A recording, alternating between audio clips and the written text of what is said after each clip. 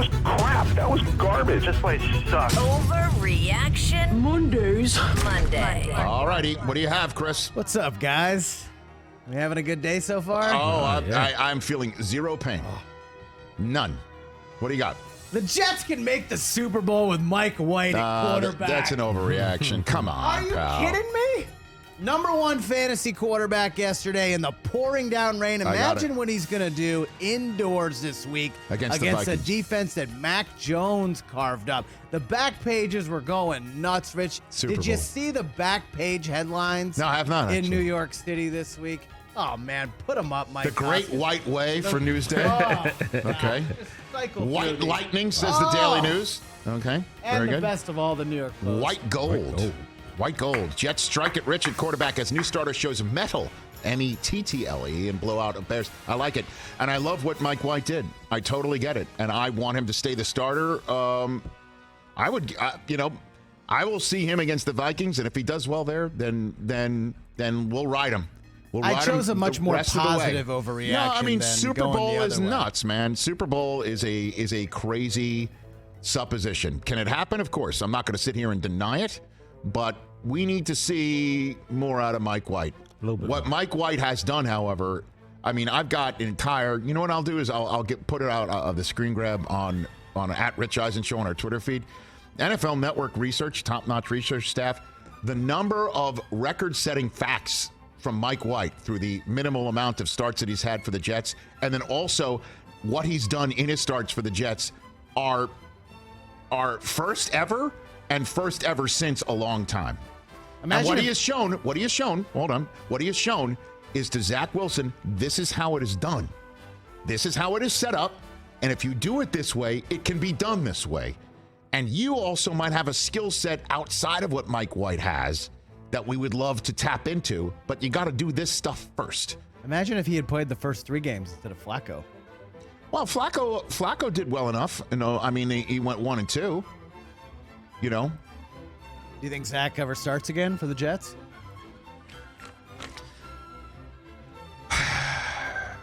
if Mike White plays this way, I don't think so. How does that sound? There What you else go. you got over there, Chris? Nobody wants to win the NFC South.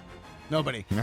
Nobody wants to win. That's a good overreaction. Nobody wants to win it. It's just the awful, terrible. The Saints, every time you think they're out, the Bucks and the Falcons pull them back in.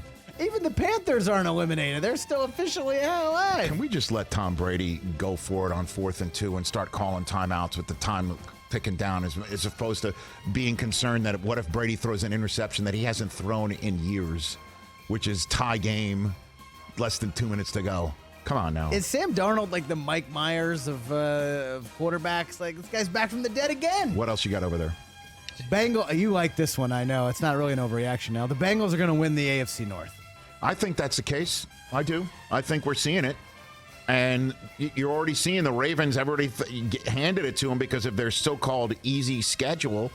And there are no, it seems, homecomings on the schedule. Certainly when you're going down to Jacksonville and Trevor Lawrence is playing the way he's playing. And for some reason, somebody in Jacksonville decided to take the full body off of Jackson DeVille and give somebody who has no body fat a suit and a skin-tight suit and a thong. What was that? I don't know. Just thank God that guy didn't go in the pool. Hey, now. At any rate, I definitely think the Bengals are going to win this division. I said it before the season, and I say it now, even though they do have a tougher road than the Ravens from here on out. But that looks like a great game 272, right? But to win In that week game yesterday with no 18. Mixon and no Chase, man, that was really impressive. And that's a big boy, take your hard pills and buckle up type opponent. What else, sir? Based off last night's game, the late game, the Packers, it's time to shut down Rodgers and play Love the rest of the year. I think so. I would do it. If I'm Green Bay, I would do it. I mean, you're 4-8. They're not eliminated yet. They're Matter of fact. 4-8. Yeah, but Yeah, Come but on I now. mean, it did not look good. I mean, he said he needed to come out of the game because he thought he might have broken ribs and he couldn't breathe. I understand he's a gamer and he wants, and he doesn't want to leave his team out there. I totally understand that. I respect it. The guy is a first ballot Hall of Famer, one of the best to ever do it, back-to-back MVP of this league. They're 4-8. They're 4-8. Come on, man. You're gonna. so for 5 games, we're just putting them on the bench. It's Yeah, and I also would understand if he wants to stick around there. Don't. If he wants to pull a bit of the Favre right here and say, don't let the kid out there. I understand his total desire to also go against the team that he has quote-unquote ownership of. And if the Bears can't play Justin Fields and Tremor Sivian is the one that's going to be hosting him next week, I get he wants to be in there. And then there's a bye. If you want, let Jordan Love go beat the team you own, take a bye, and then come back for the last 4 if you think 5 and 8 can still do it. I don't know. I totally understand why he wouldn't. But if you're Gutekunst in the front office, you don't want to give Jordan Love a 5-game role here? For what, though? Like we said, Rodgers can't go anywhere. They're stuck with him. Let's take the rest of the year off. What else, Chris? Also last night, and look, Jalen Hurts is awesome. MVP candidate. Where are you going with this? Obviously, the Eagles are rolling. Here's what I don't like. Jalen Hurts running this much, not sustainable. 33 attempts in his last 2 games. He's going to take some big hits, and he's really putting himself at risk by running the ball this much. Well, I mean, as you know, who he's going to be running at is Tennessee, and I would say let your running backs take a little bit of the beating. But he is so good.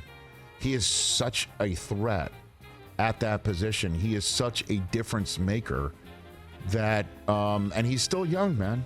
I hear you. Robert Griffin was young. Michael Vick was young. Lamar Jackson's young. I wouldn't change a damn thing right now. I don't know, man. I wouldn't change a damn thing. How do you change anything? You're the first 10-win team this year. You're the last remaining undefeated team this year. You can't change a damn thing. You just do your thing, and he's such a difference maker.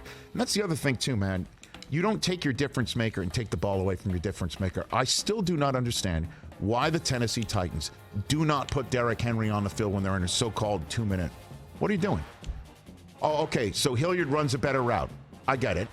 But Hilliard can't run away from people and also create business decisions that everybody turns down. So do not take your best player off the field, and do not take the ball away from your best player when he does something better than most. What else, Chris? There's some weird stuff going on in the desert, Rich. The Cardinals, they already regret the Kyler and Kingsbury extensions.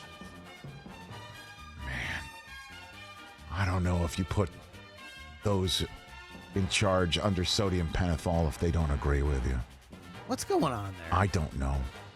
Kyler's post-game comments talking about the scheme was effed. Like, what was that? His body language is just terrible. You just get the sense that, I don't know. It's dicey to say these things because you're not in the locker room. I'm not in the locker room. Well, we're watching Hard Knocks. We're kind of in the locker room. I see it. I know. There's just something off. And then the ball comes out really well when Colt McCoy is throwing it and you're on time. But obviously Colt can't score touchdowns like the one that Kyler did yesterday. No way. Right? But how sustainable is it that, run around, and then run in? I don't know, man. There's something off and something missing there, and I don't know how you fix it. And you're not fixing it this year. You're 4-8. And if I'm saying the same thing about Green Bay at 4-8, that you're done, this team is done too. Yep. And they have got a lot of prideful veterans on that team. I don't know. It's tough to call that an overreaction right now. But I don't have the finger directly on the pulse, directly into that locker room or that front office. They got to believe that that's the combination. Catch the Rich Eisen Show every single day on the Roku channel, 12 to 3 Eastern, for free.